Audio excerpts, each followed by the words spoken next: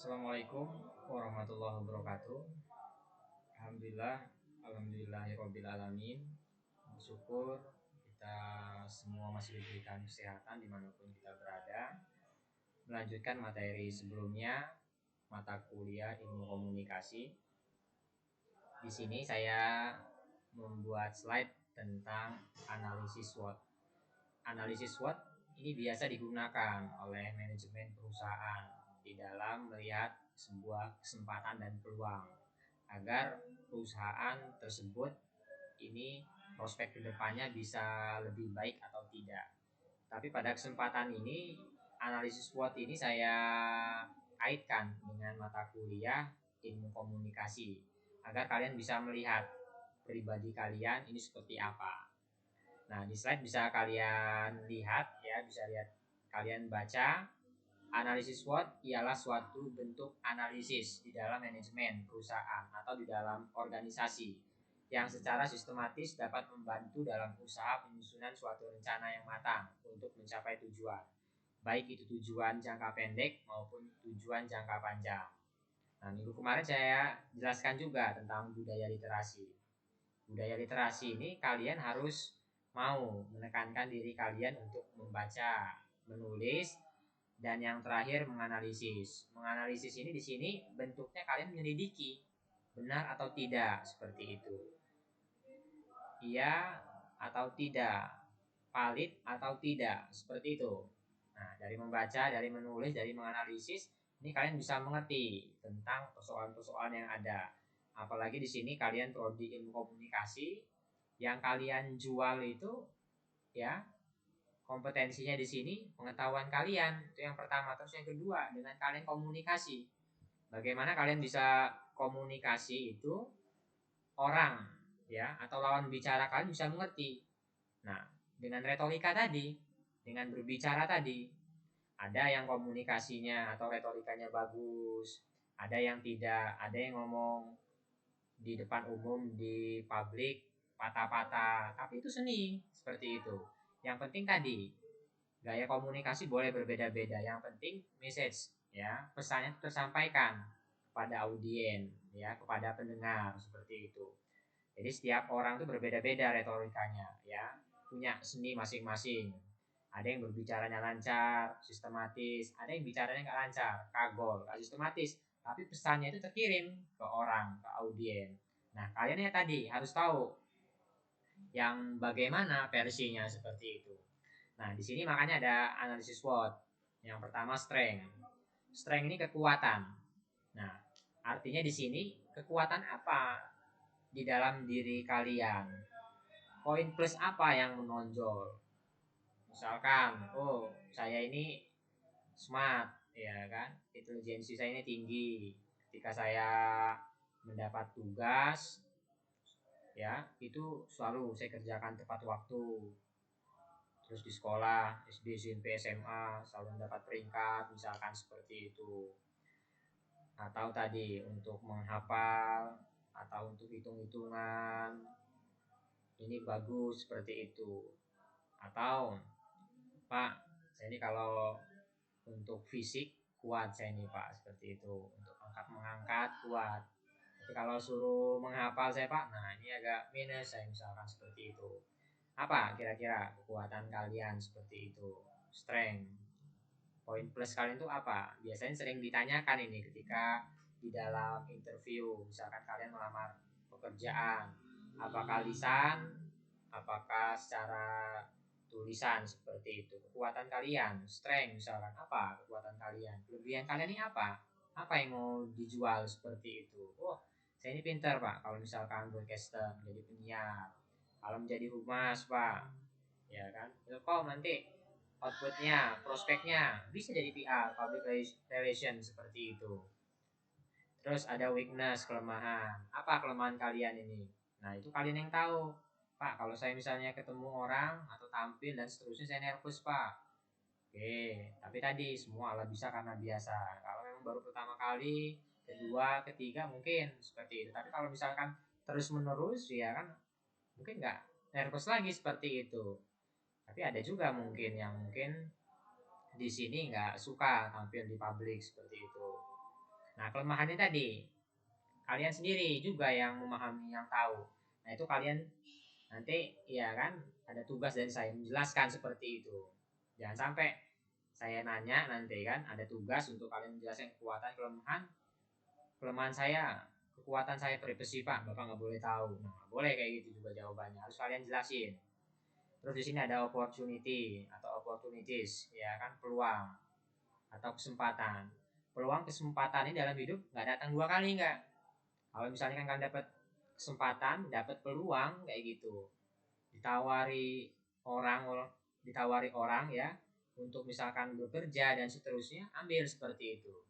Nah, peluangnya tadi nggak datang dua kali, jadi kalian harus bisa melihat kesempatan peluang tersebut bagaimana. Nah, itu tadi peluang, kesempatan. Terus ada threats, hambatan. Nah, orang mau sukses ini tadi hambatannya banyak juga di dalam diri, habit, kebiasaan seperti itu, atau bad habit, kebiasaan buruknya. Dia cita-cita pengen sukses, tapi bangun pagi nggak pernah seperti itu, males. Pengen pinter, nggak mau belajar. Nah, jadi ada tujuan, ada cita-cita, ada hal yang harus dilakukan seperti itu. Nah, ini tadi analisis SWOT ya, kurang lebih seperti itu. Nah, kalian harus bisa memaknainya, harus bisa menjelaskannya di dalam diri kalian. Selanjutnya tentang konsep ya, dasar-dasar logika tadi. Dasar-dasar logika ini tadi sebagai ilmu berpikir, sebagai knowledge, pengetahuan buat kalian. Mana yang logis, mana yang tidak. Kadang-kadang sering kalian dengar ya kan, ada orang, woi ngomong tuh pakai otak misalnya. Woi ngomong itu tadi dipikirin dulu. Woi jangan basing-basing ngomong seperti itu. Nah, itu masuk di dalam dasar-dasar logika juga seperti itu. Tapi tadi kalian harus bisa untuk mencerna suatu persoalan, permasalahan. Jangan sampai kalian sebagai seorang insan intelektual di sini baperan seperti itu, tidak boleh. Nah, jadi di sini ada slide konsep bentuk logis ya. Inti dari logika. Konsep itu menyatakan bahwa kesahihan, soheh atau validitas sebuah argumen ditentukan oleh bentuk logisnya, bukan isinya. Nah, kadang-kadang tadi praktiknya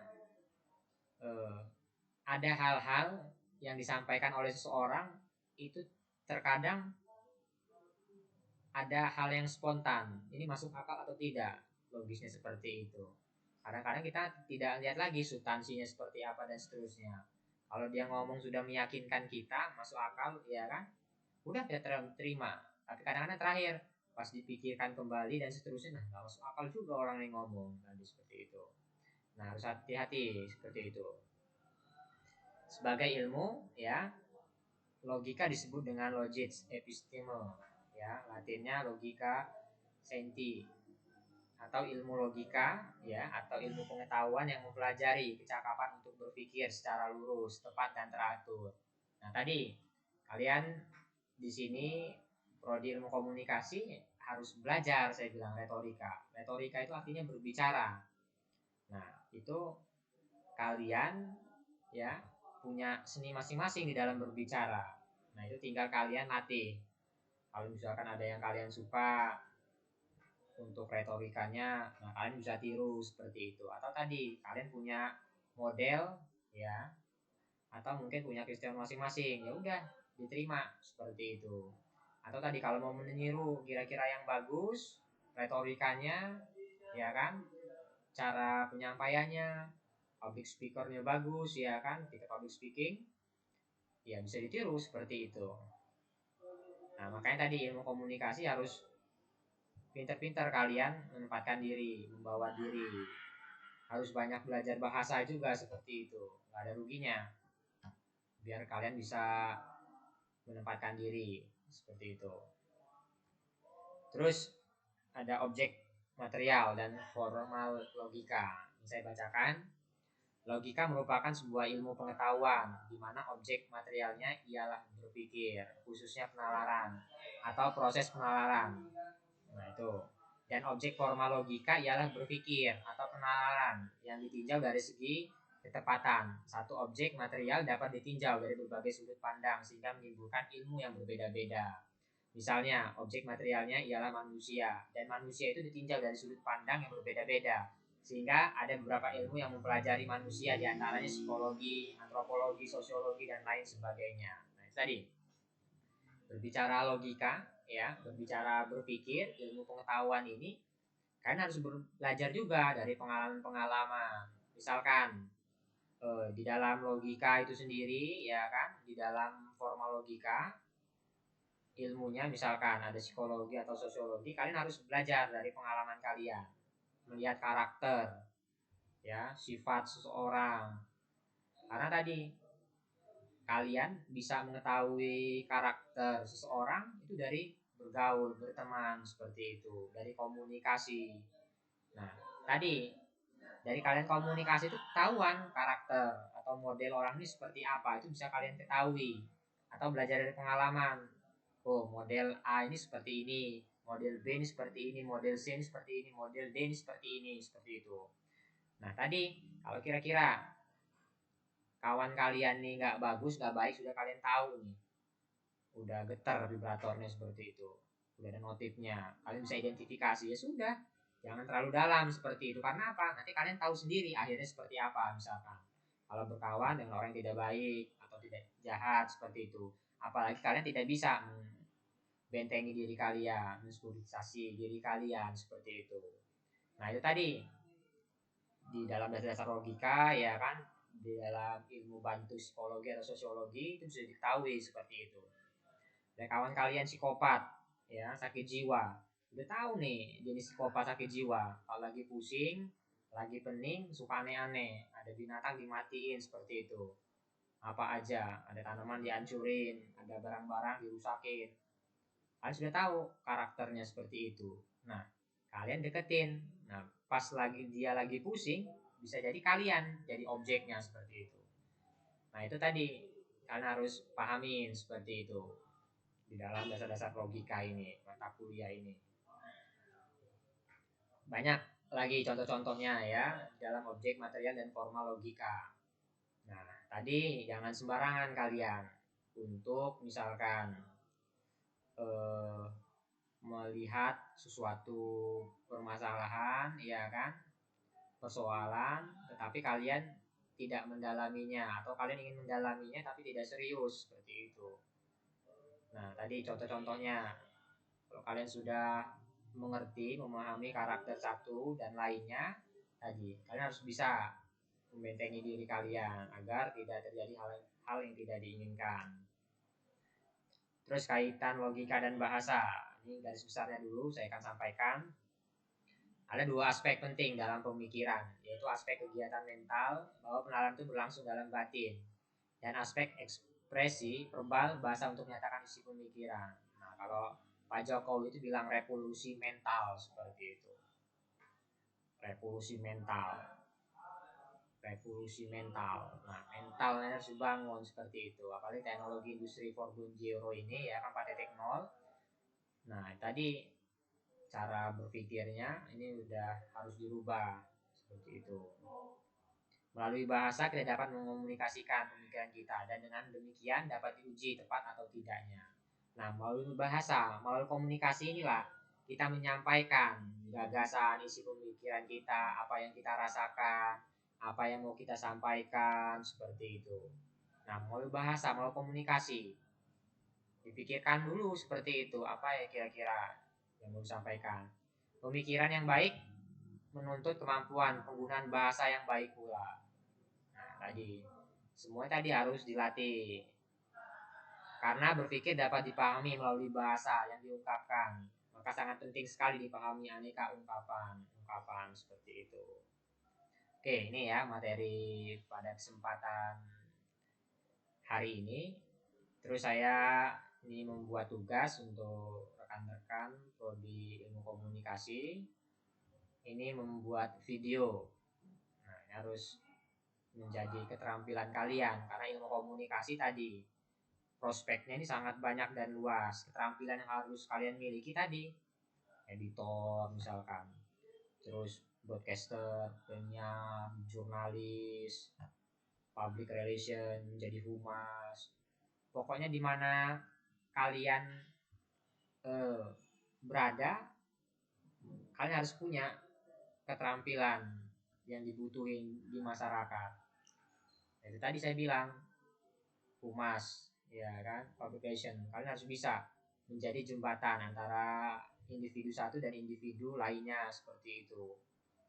Nah itu keterampilan yang harus dimiliki oleh rekan-rekan di ilmu komunikasi. Ini membuat video. Yang pertama, kalian menjelaskan kembali tentang materi-materi yang sudah saya berikan tentang dasar-dasar logika ini. Ada berapa PPT ya yang sudah saya berikan atau yang sudah saya jelaskan, kalian ulas sedikit. Dasar-dasar logika itu apa yang dimaksud seperti itu, kalian jelaskan. Ada sejarah sudah saya berikan, coba bisa dijelaskan sejarah seperti itu. Pokoknya ada materi tentang dasar-dasar logika yang harus kalian jelaskan. Yang kedua, buatlah potret lingkungan kalian seperti apa. Potret, jangan difoto aja tapi nggak dikasih narasi. Potret sini kalian menjelaskan ya dengan narasi, dengan cerita.